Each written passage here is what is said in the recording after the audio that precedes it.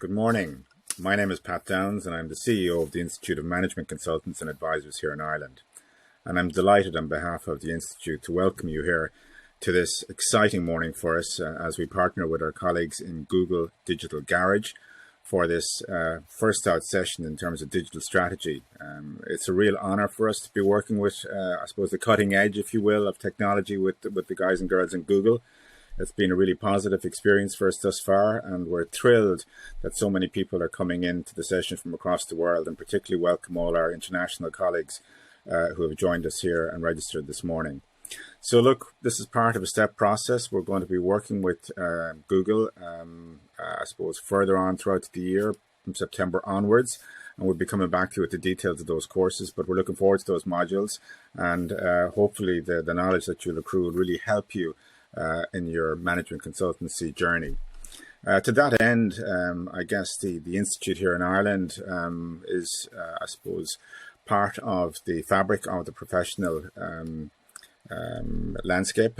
We are the professionally recognized Institute for Management Consultants and Advisors here in Ireland.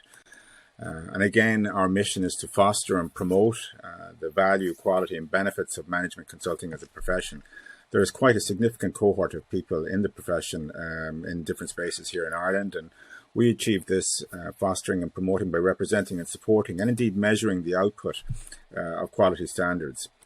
We also represent the profession by supporting and promoting the value and benefits delivered to your clients. And we accredit and certify members at the respective grades of professional membership within the Institute. To that end, I guess it's fair to say that the membership application process is fairly straightforward and streamlined. A lot of people come in terms of their first step along the path is at associate level, and then on to member level and member grade, and then ultimately on to the fellow grade. Now, sitting adjacent to that, we have professional grades, which is the CMC, which is the Certified Management Consultant level, and more recently we've got the CHMC, which is quite an exciting development, and we're thrilled to be leading that development here in Ireland, which is the Chartered Management Consultant status, and that's just come online with our colleagues in the UK, and we're getting a lot of interest in that particular area as people wish to kind of bring their accreditation up to that particular standard. So we are working with our colleagues in the UK, and we're putting members' applications through at the moment. So contact us if you want some further details on that exciting development. We have members from across the spectrum of consulting practices, from the very big, the APC houses as we would designate them, that's the international practices who could have global footprint, down to the individual practices where individual traders are very niche in terms of what they're going about in the profession and the provision of services. And we embrace a very wide range of sectors and expertise. We also would add, have a significant cohort of graduate students and more recently undergraduate students within the membership, and we have 23 master's level courses accredited at QQI level 9 rank, which is quite significant, and a very big cohort of graduate students come through.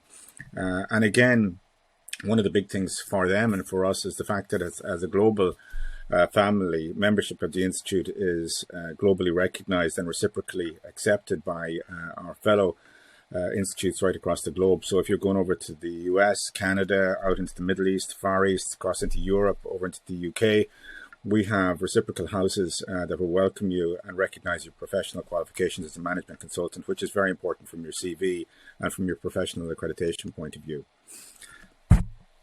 It's not me you're here to see this morning. So without further ado, look, feel free to contact us. Be delighted to have a chat with you in terms of your membership application if you so wish. And in the meantime, have a great morning. Everyone looking forward to this.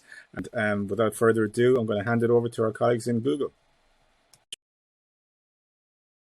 And welcome to today's webinar.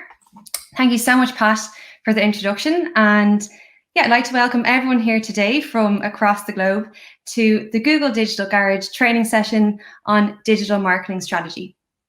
As we heard from Pat today, today's webinar is in collaboration with the Institute of Management Consultants and Advisors and Google Digital Garage. We will be running more sessions throughout the rest of this year, and you can find out a bit more about that in the description box below.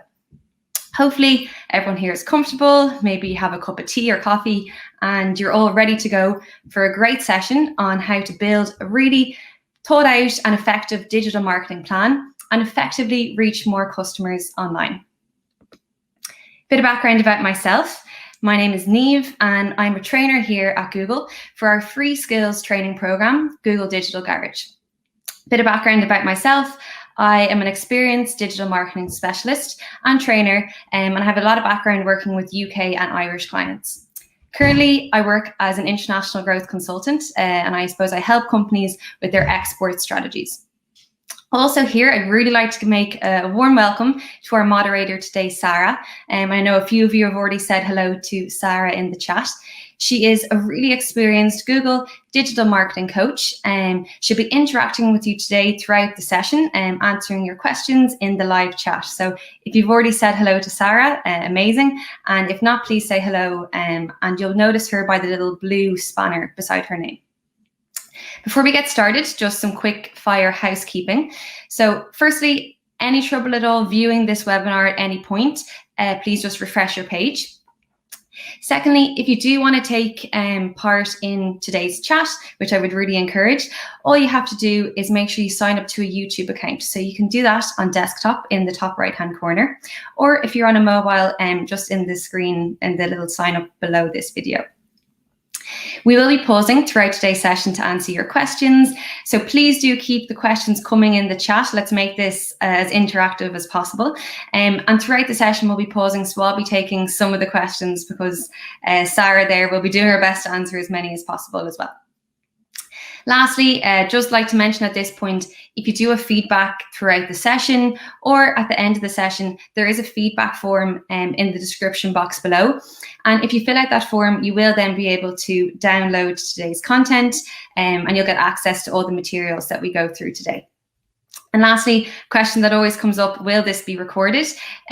What we will do is this will be live on YouTube for the next 24 hours to rewatch. So if you want to bookmark this tab, that's definitely a good idea. So I think that's all the housekeeping done. So let's get started. So we have three main sections we're going to be covering today. First section, we're going to look at what does the actual digital landscape look like today and what does digital marketing mean for your business. Second section, which that's where we're going to be spending most of our time here today, we're going to be looking at the 6 main digital marketing channels. So whether you're brand new to digital marketing or whether you've been using this for some time now with your business, you're all going to leave here with some tips and tricks on how to get the most out of those channels, and we're going to cover how they are and how you would use them. Finally, our last section, we're going to go through how you would build an effective digital marketing plan, and really important, how you actually will measure that plan effectively. Perfect. So now let's move on to, before we take a look, I suppose, and deep dive into digital marketing strategies, let's take a look at the business landscape and the digital marketing landscape for your business in today's world. So I know in the chat, loads of you are coming from, there's some from Australia, from the US. Maybe you like to put in what kind of business you are, or if you're a consultant, what kind of business you're working with currently, just so we get an idea of who we have here today. And you might like to put in some kind of opportunities you think being online has for your business. Let's take a look first at the landscape. So if we think about the landscape today, mobile in particular has changed how we behave and how we interact as humans. So never before have we been more connected to information, to knowledge, to people. And if you think about this smartphone that everyone has at their fingertips, this smartphone is more powerful than the computers that NASA used to send astronauts to the moon. So think about how powerful the amount of knowledge and access to information we have at our fingertips. And what that has meant for consumer behavior, that has meant that so much more users are now coming online to buy products and services. So in Ireland, last year in 2020, 65% of the Irish population actually bought a product or a service online. And this is actually expected to continue to rise throughout the rest of 2021. So that's an opportunity for you and your business to get in front of those users. Taking a step back, from a global perspective, there's now 3.8 billion smartphones in use today. So A lot of access to not just people in your domestic or local market, but worldwide as well. Third point there is now mobile traffic accounts for over half of all global web traffic.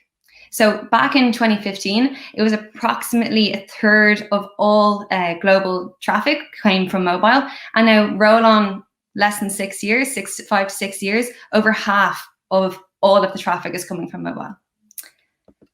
So what that explosion in mobile has meant is that there's now so much more people that we are able to reach as businesses online.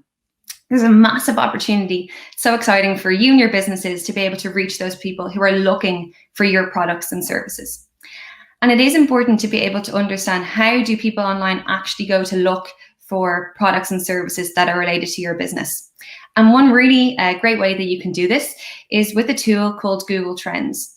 So Sarah will put the link into the chat there, but you can access this, no charge, and anyone can access it at trends.google.com. And essentially what this will do is allow you to compare a number of searches or phrases that users have typed. You can look at a particular region. So in this example, I'm looking at Ireland, and a particular time frame. So I'm looking at the past 12 months. And a bit of fun here. So the search term that I like to look at here was cut your own hair. So taking a look back at the previous 12 months, we can see an absolute skyrocket for this term in March 2020. So obviously that's when most of the world entered lockdown last year. So that's a bit of fun. We can see a massive peak there, but I suppose bringing it back to how you'd use this for your business, really great way to use this tool to understand what are the seasonal trends for your product or service. Do they change over time? And then that's allowing us to inform our digital marketing strategy of, should we actually really push our digital marketing at a certain time, or should we pull back when maybe there's less demand for that particular product or service? If we then look at, I suppose, digital marketing, it's opened up an absolute world of data to us. And being able to use that data to get valuable insights is really, really important. So now we can get information about who visits our website and who are they. So we can kind of understand our consumers a bit more.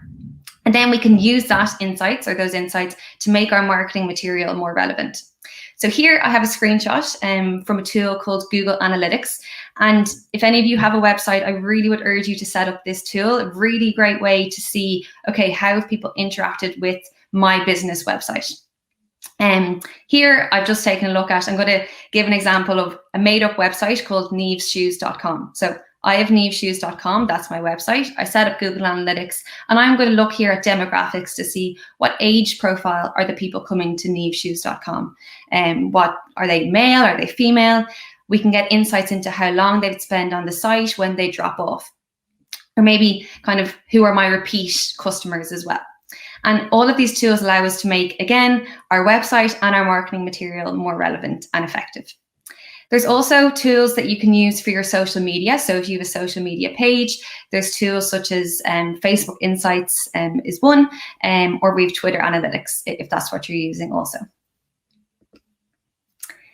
Another, I suppose, another reason why businesses would be online today is really great way for you to communicate with your consumers really easily and quickly.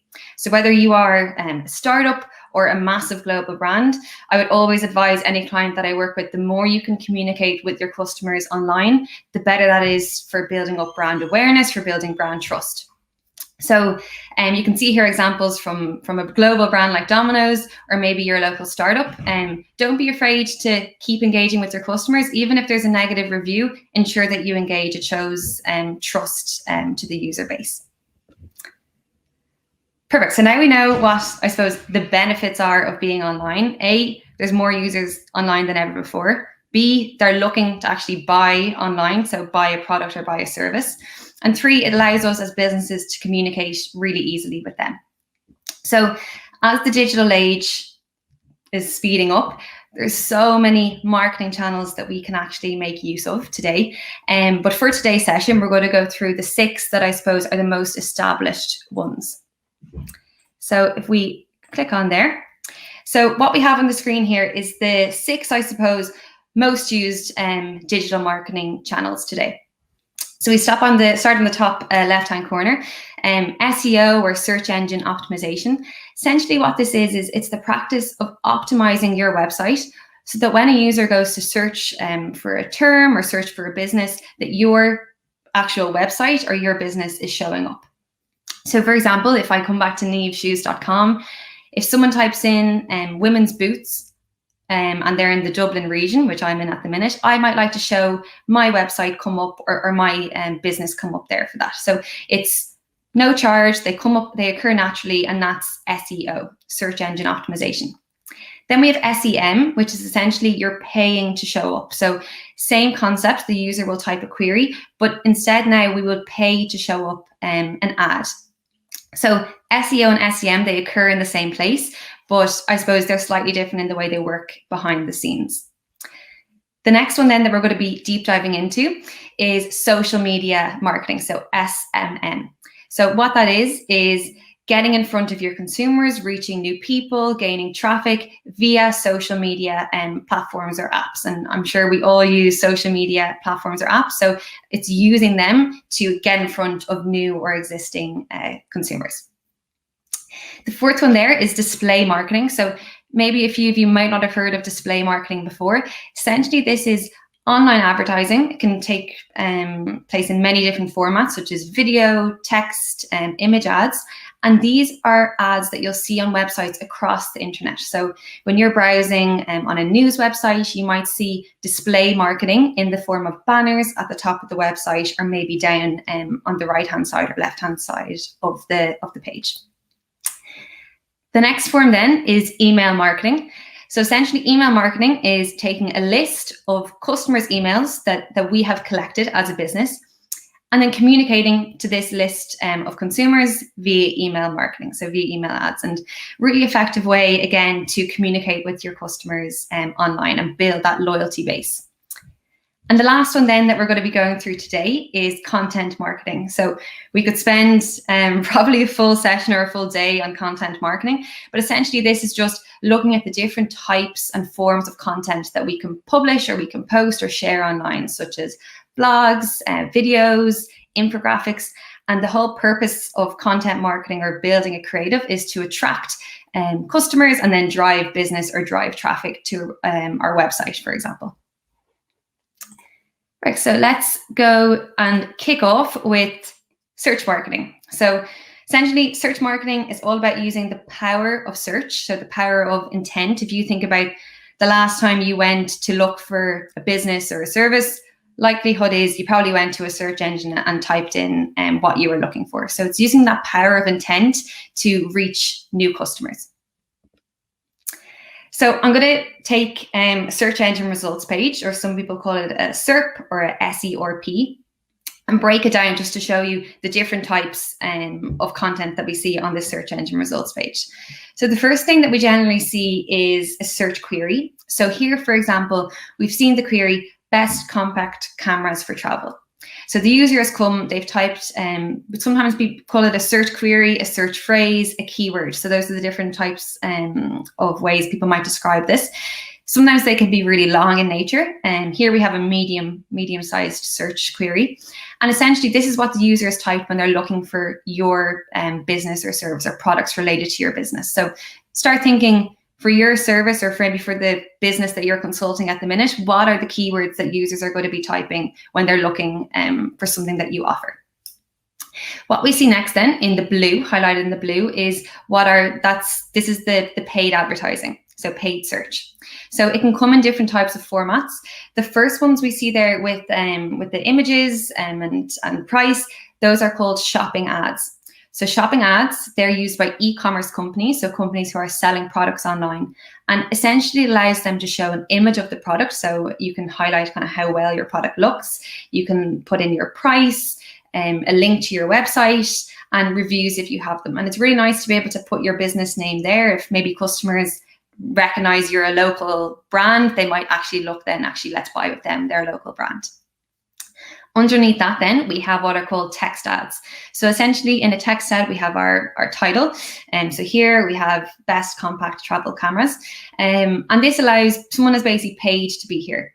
Now, even though they've paid to be here, Google makes sure that whatever ad is showing up is relevant to what the user has typed in their search query. So we can see here that the page text ad is very relevant to that user's search query. The last chunk then, which is we're going to be going through in a minute, is the organic search listings. So no one has paid to be here.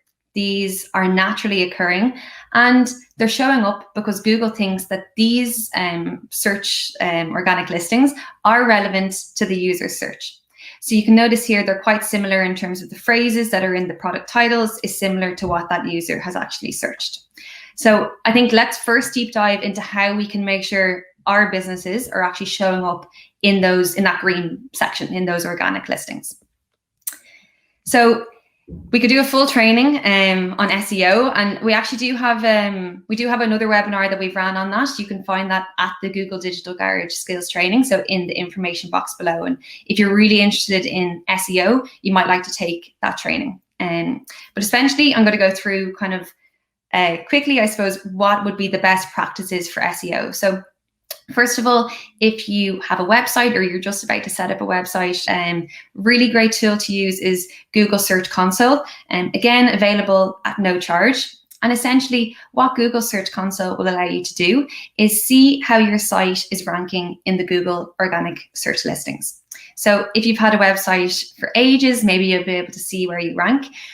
If you have a brand new website, chances are you might not be showing up yet. So what you might like to do is submit what's called a site map into the Search Console. Essentially what the Search Console allows you to see is what type of keywords that you're showing up for, where you're ranking, and it's a really great way to, I suppose, to see if you've made changes on your website and you're really working on SEO. And I suppose I should make the point, SEO is a continuous thing that you should be working on. It's not just going to quick fix happen overnight.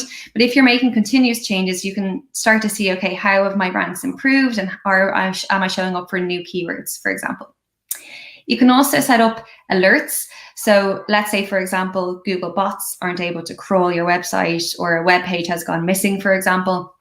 We are able to basically send alerts to you so you're able to know pretty quickly and be able to see, okay, actually, I'm not showing up anymore. I need to fix something on the back end of my site. Next thing you consider is if you're a brand new website or if you've had a website for a while, you can consider submitting a site map. So this essentially allows you to tell Google how your site is structured and how your site is basically able to be indexed by Google to show on the search listings.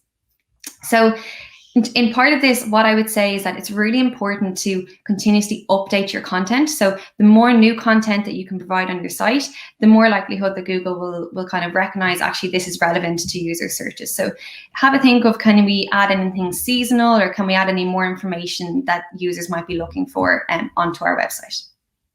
Third point then is, in terms of actually laying out the structure of your site, really important that for every page on your website, you have a unique and specific page title.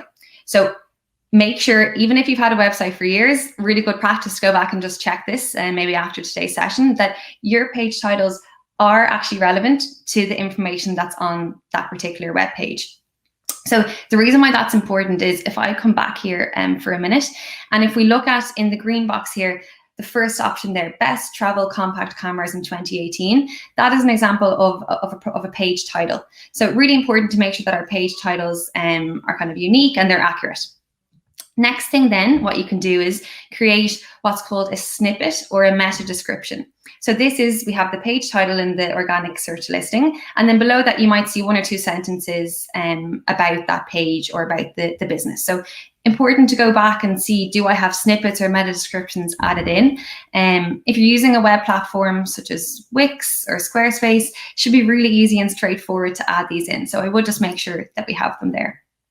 And again, I suppose it is really important we're making our content for humans. We want to make sure our website is easily accessible for humans and be able to understand it. But again, just making these simple changes like the page titles, the meta descriptions, the snippets, that allows Google bots also then to index our site and improve our organic search listing.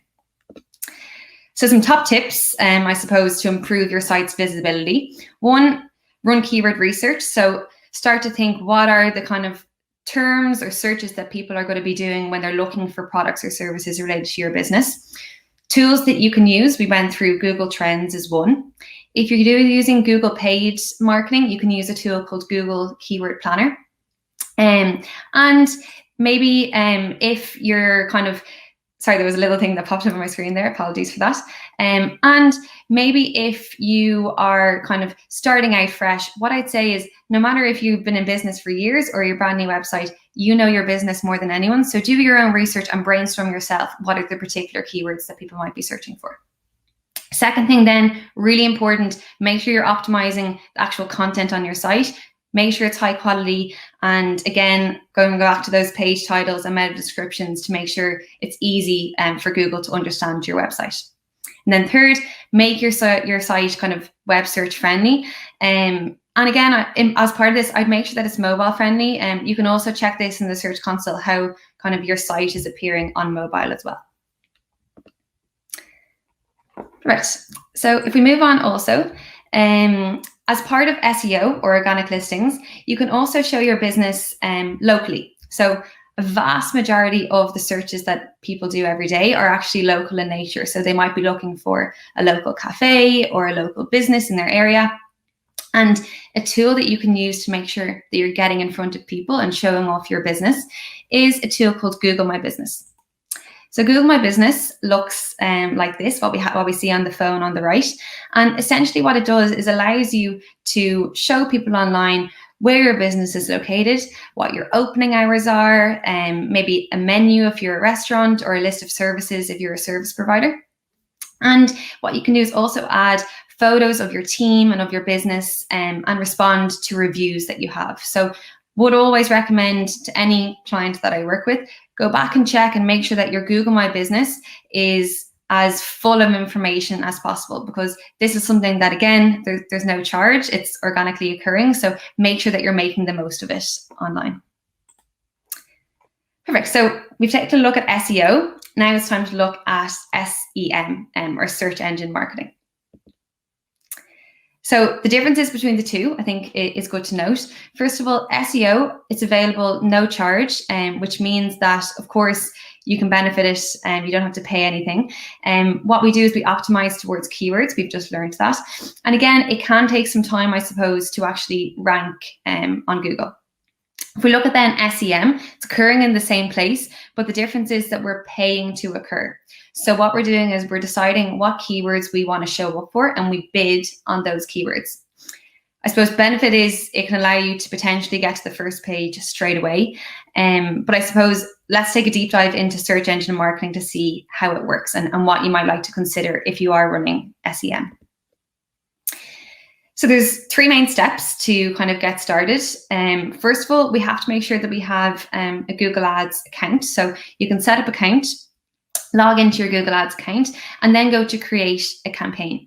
So first of all, there's loads of different types of campaigns. We have seen there was shopping ads and search ads that we saw in the green box a few slides back, and the blue box, sorry, a few slides back. But if we are looking at search campaigns first, the way I'd like to tell you how to break down your search campaigns is to think of your products and organize them in terms of, if I was a shoe provider, for example, I might have one campaign for Wellington boots, one campaign for women's heels, and one campaign for men's boots, for example. So think of what way you want to structure your campaigns. Then have a think of what targeting options you want to go for. Choose a city or a country. Maybe you want to go globally and target overseas, not just your domestic market. If you want to target users only at a certain time of day, you can specify what time of day you want to show up at. Or maybe there's a certain time of day you don't want to run at and you want to turn off your ads for that day. You can also do that. The second point then is deciding, okay, what keywords do I actually want to pay to show up for? So try to align your keywords with your website and with your business goals. So I'd always make sure that your website, your keywords, and then whatever ad you have, that they all should match up. They all should have the same kind of theme among them. If there's some keywords that you actually say, I don't want to pay for them, I don't want to show up for them, we can add them in as negative keywords. The third point then is the exciting bit, so coming to actually write your ad. So really key to kind of focus on the user benefits. Make sure you're putting those keywords in the title of your ads to make sure we get the best results. And then focus on, I suppose, the headline imagery, and make sure we have something called ad extensions. Make sure we're adding in ad extensions. It just makes your ad look bigger on the search engine page. So you get more real estate for the same price. Send you then some tips for search engine marketing. One, optimize your keyword list, continually stay on top of it, see, okay, what keywords have actually led to a sale or someone submitting a lead if you're a B2B business. Two, make sure you're boosting your ads with extensions. So we talked about that before. Extensions are essentially just make your ad bigger. They add extra lines of text below your ad, and they'll actually probably help to make your ads cheaper in the long run and improve your click-through rate, so the amount of traffic you're driving via those ads. And three, really important for any kind of advertising that we run online, any kind of digital advertising, it's all about measurement. So make sure that you set up an analytics account, so you can set up a Google Analytics account and see, okay, how have my ads actually worked? What was the success of them on my website? Perfect. So now we're going to get on to display. I'm going to take a quick water break here. Perfect. So display marketing is, in a nutshell, using graphic advertising on websites, apps, social media platforms through the form of banners, or it might be text, images, flash, video, audios. So the purpose, I suppose, of display marketing, or why you might like to use it, is A, to deliver kind of a general advertisement to a selected audience. It can help to generate brand awareness. And maybe if users have been on your website before and we're trying to get them back on, maybe they didn't buy with us, we can use display marketing in the form of remarketing to get them back onto our site. So what these ads actually look like, I'm sure most of you have seen them before. So here we have an example of 3 different types of display ads that have been put onto this website. So they can be in the form of banners that come at the top of the page. We can also see them down the right-hand side of the page. And there's numerous different formats that we can use. Here we see it's mostly image ads with some text overlay on them as well. They come in loads of different shapes and sizes, depending on whether they're an image or a text. And they appear on websites across the internet, such as, let's say, The Guardian, newspaper, you could have Sky, you could have Tech Radar, and also shopping sites like eBay and Amazon, you might see them on as well. What I would say is that a really great way to use display ads is with what I've just talked about there, remarketing. So let's say, for example, we can see Lean Plum there on the bottom right-hand corner. That's a marketing platform. I might have gone onto Lean Plum as a user, didn't know if I was ready to actually submit myself to get a report from them, so I came off the website.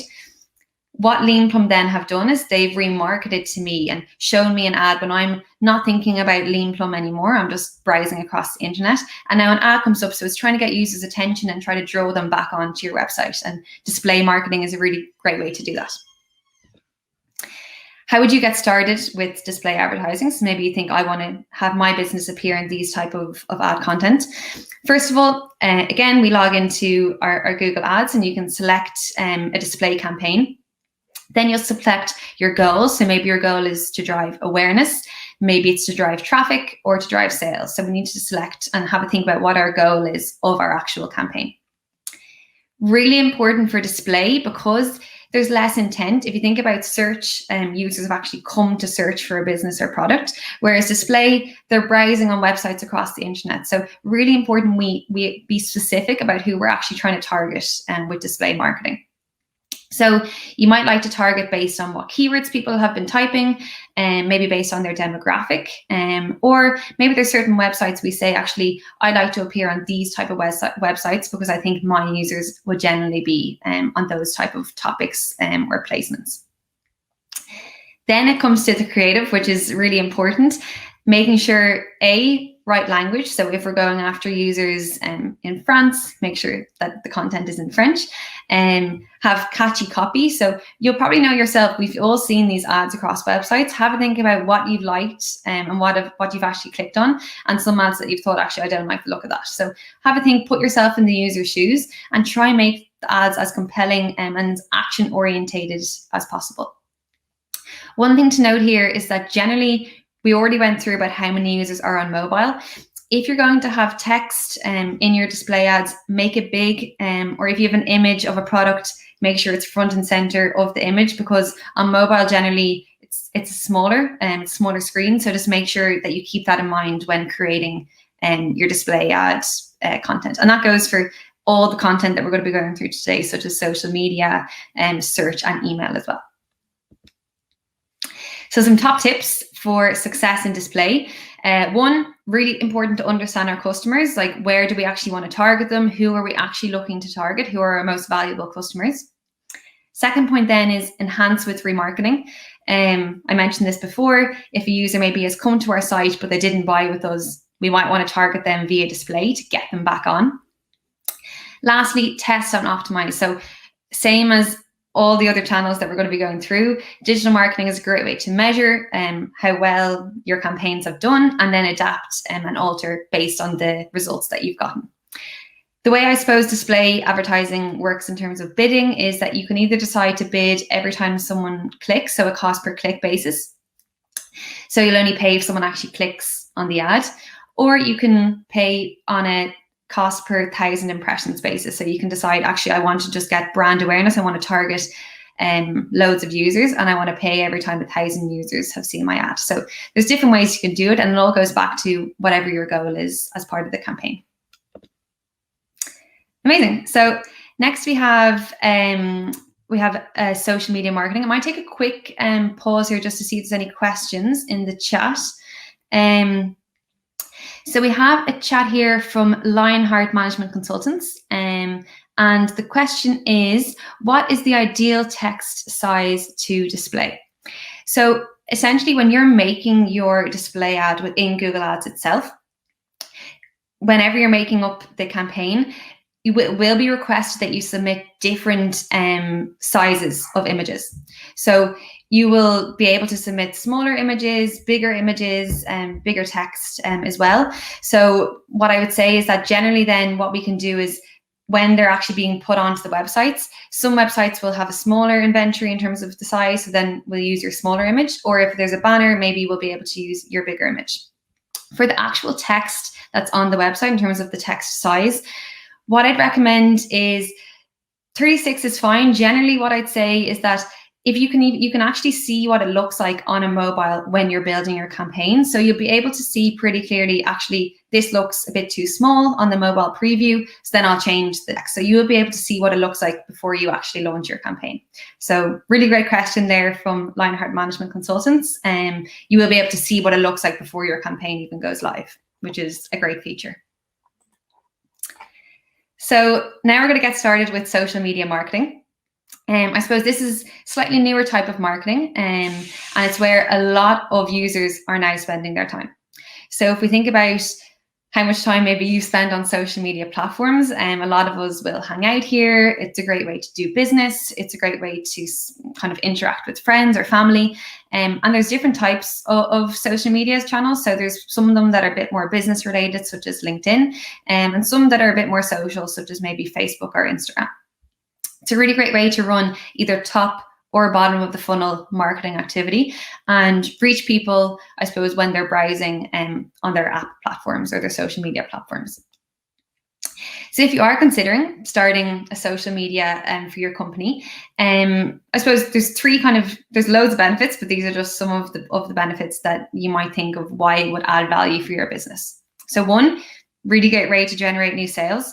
So 62% of the Irish population are currently monthly active users on social media. So what that means is it's a really great place to connect with these customers. So reach new audiences, create new business opportunities, target demographics, really great way to target demographics, and then also organically build up your network and build up relationships with your consumer base. Second thing then, really great way to add value to your brand. So you're in control of what you are posting on social media or ads that you're running on social media. So really great way to kind of build that brand image, show a new side to your business and build that community. And what a lot of brands actually do now is use social media platforms for their customer service to interact with customers. So if you're using it for this way, the quicker that you respond, the better. And it's a really nice way to allow a two-way conversation between you and the consumer. Lastly, then obviously you can improve your marketing. So you can understand on social media who your customers are, who do they follow, and when are they maybe most interactive. And this can help you attract new users actually to your website as well and gain valuable customer insights. We spoke about insights at the start as well. It can also allow you to keep an eye on competitors. So what are they doing on their social media channels, and can we maybe adapt our marketing to what they're doing, or maybe should we learn from them of what we would like to improve maybe. So there's two different types of social media marketing. One is organic, so that's no charge. You're looking to drive views, actions from posts that you actually create or that you put up online. And yeah, no charge to them. I suppose one kind of limitation to that is that generally with that, you'll only be able to reach your followers and their friends. But also on organic social media, it's a really great way to build kind of your following and build for your business a business profile. And maybe it's on LinkedIn or Facebook or Instagram, for example. Then we have paid social media. So this is where we're actually paying to drive the views, the actions, the clicks. And it does allow you to reach people that maybe have no idea that your business even exists or that your product even exists. So I suppose it's a way to get more reach and go after a new type of customer. So if we get started with social media marketing, first of all, really important to define who your audience is. So similar to the display marketing that we saw, social media is such a great way to really be specific about who we want to target. So have a think about for your business or service, or maybe you're consulting a business at the minute, have a think of who are their customers, what they're into, what might influence them, what they usually spend their time at online, and maybe what social media channels that they actually use. So we can see here in the middle, there's a load of different social media channels out there these days. Some are more business focused, as we said there, like LinkedIn. Some are more lifestyle focused. So it really depends on what type of business you are. Are you looking to go after maybe a younger demographic or more lifestyle focus, or maybe you're trying to go after a different form of users that might be on LinkedIn, for example, or YouTube. Last one then, really important to, if you do have even an organic or if you're paying for social media, make sure that you're putting up new content regularly. And people love to get a glimpse of what's going on. So maybe share announcements about what's been happening in your business. Really great way to engage with customers is how-to content. That's blown up in popularity in the last kind of few years. You might like to run a theme. I would really emphasize that whatever you're doing across your social media channels, you should have the same kind of brand perception being put out there. So don't change completely the kind of content that you're posting on Instagram versus Facebook versus YouTube. That will just confuse users. So make sure that you're consistent throughout all of your social media marketing. And yeah, loads of different types of content you can use. There's blog posts, videos, photos, etc. So if we have some of kind of the tips for success, so obviously we know what the benefits are. We're able to reach niche targeting, and it really complements also organic search because we're building up that kind of brand awareness and user base. And tips for success, number one, ensure you set yourself a goal. So ask yourself, it's such a simple question, but just ask yourself, what are you actually hoping to achieve with social media? So if you ask yourself that question, generally everything else should fall into place, but just have a goal for yourself, whether it's organic social media or you're actually paying for it. Then try to understand who is our audience. So are we trying to look for new audience? Are we trying to reach kind of existing customers and bring them in and try to get them to buy from us more often? You might have loads of different types of audiences, but just be clear about what they are and maybe have a list written out of who are your audiences and really think about who you're looking to target.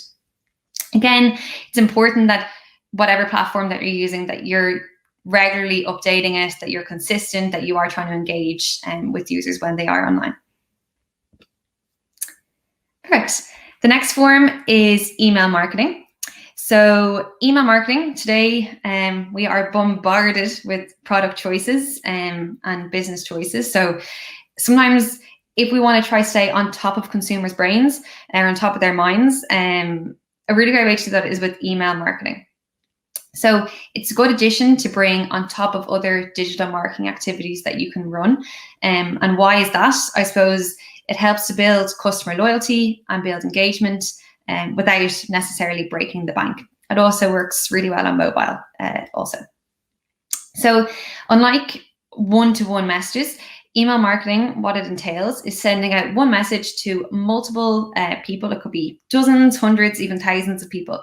And it's all permission-based. So that means that readers have opted in, or users have opted in to receive your newsletter or updates about your business. So I'd be thinking about they've given you the opportunity to communicate with them. Make sure that whatever we are giving them is useful and that it's actually relevant information. So if you would like to get started with email marketing, the first is to actually choose what email marketing platform that you're going to go with. So generally, these platforms are available at no charge, so they're no charge. But there's also more technical ones also that have a range of functionalities. Some examples of email marketing platforms: there's Mailchimp, ActiveCampaign is another one, SendGrip, or Drip. So that's just an example of some ones that you might like to use. I suppose the importance of email marketing, that it's heavily reliant on what the quality of your list is. So email marketing works when your audience actually wants to hear from you. So for example, you might like to take kind of, if you have subscribers, maybe do a quick sense check and ask them how often do they want to hear from you? Do they want to hear monthly, weekly? And then that gives you kind of a good indication of how often we should be running these type of campaigns, or how often we should be sending out our email marketing. Again, really important. I love this line: treat your users like VIPs. If you have subscribed to your email list, most of us have probably gotten marketing emails. We get them in our inbox all the time. Make sure that the content that you're giving them is really valuable and useful. It allows you kind of a good chance to show off a bit of your personality. So show off what is the tone of your business. Do you have a sense of humor? Maybe you're a bit more serious. But like, remind the customers why they actually signed up to get your emails in the first place. And then keep it useful. So think about emails maybe that you open up and then you delete straight away. We don't want to be one of those. We want to make sure that we're engaging and that we're actually benefiting the customer in some way. So tips for success with email marketing. One, I suppose, is segment groups. So you'll have a list of emails. There might be certain messages that you want to give out to certain audience groups. So segment your groups and then tailor your email marketing messaging to those particular groups. Second option, really important, I keep it short. People are bombarded with emails every single day. So if you are going to be sending out email marketing, keep it short, to the point. If you are looking to send, let's say, a large piece of content, maybe have a quick link away from the rest, or use kind of titles to make it easy for your readers to scan. Again, as with all of the channels, measurement is key. So measure and open kind of how well are your campaigns doing. So the few things to look out for. One is your clicks, so your click rate.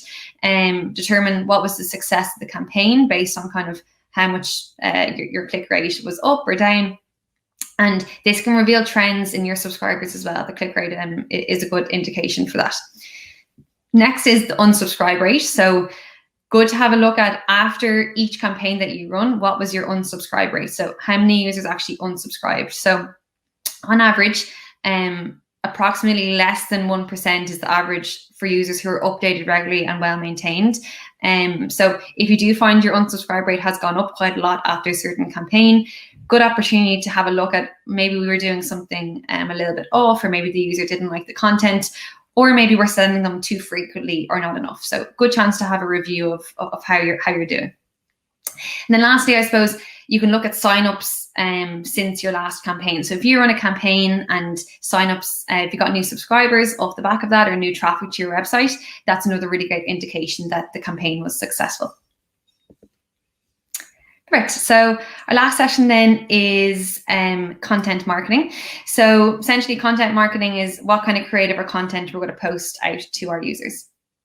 So it can take form in it can take place in many different forms. We have videos, blogs, case studies, guides. So some of them might be a little bit longer. So we call them long forms. They might be 100,000 plus characters.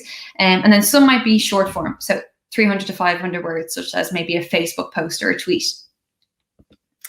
key tips to kind of good content marketing or making sure that your creative is as valuable as possible is, who are we actually looking to target? Again, what is the persona? If we're looking to target a particular persona, for example, if you're using a video and you're targeting a certain age group, have that age group in the video. Or if you're looking to target a particular interest, make sure you're calling that out in your blog post or in your infographic, for example, or image.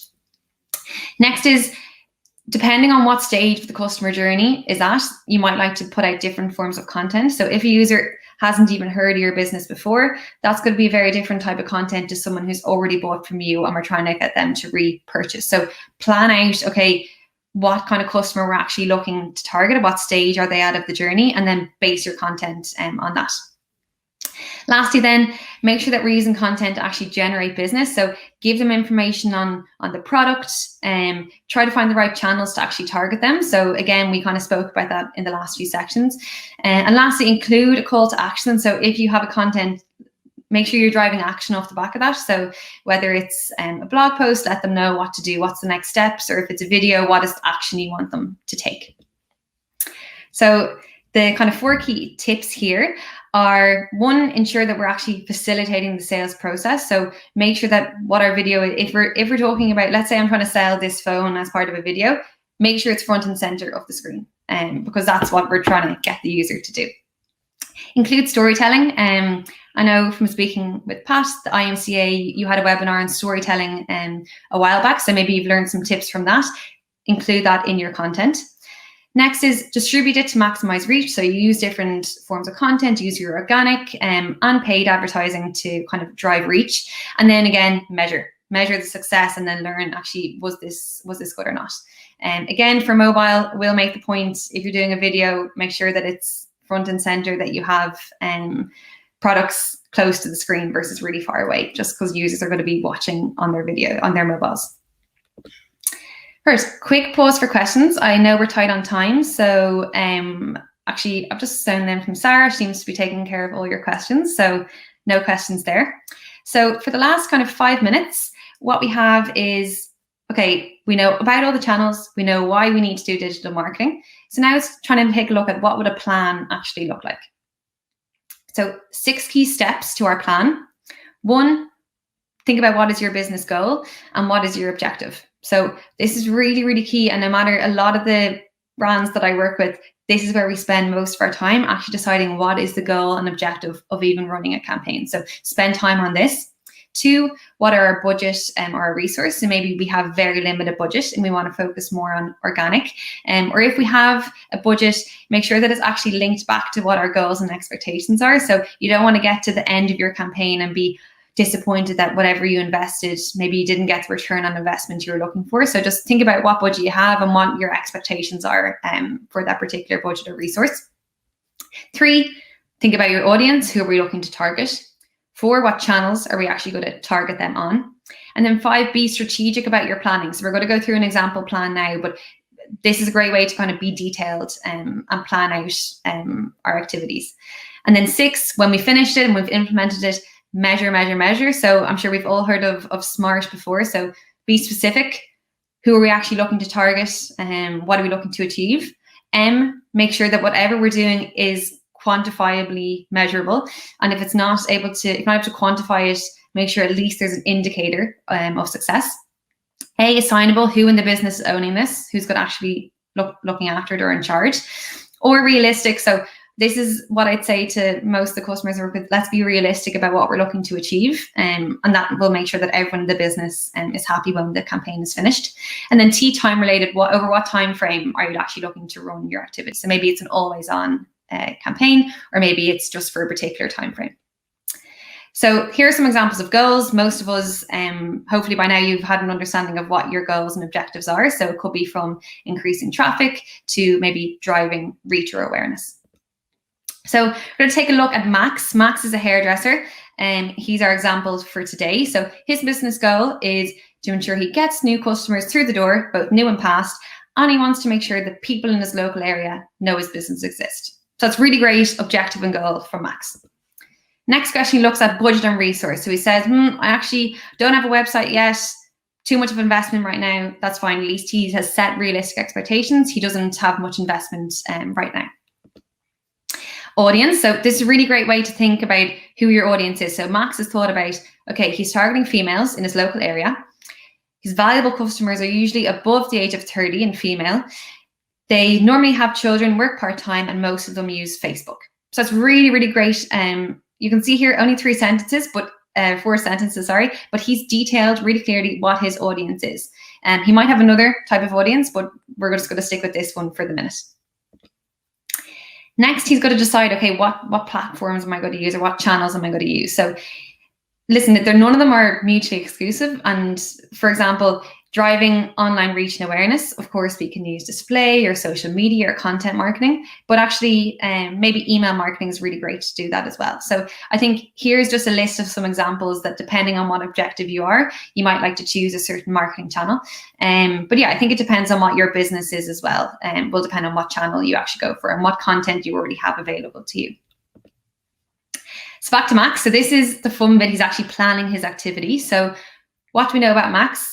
He wants to reach people in his local area. He wants to get returning customers. He doesn't have a website now, too much of an investment. And now he's asking us here, how do I actually use digital? So let's say we're consulting Max. We would say, first point, list your business on Google My Business, no charge.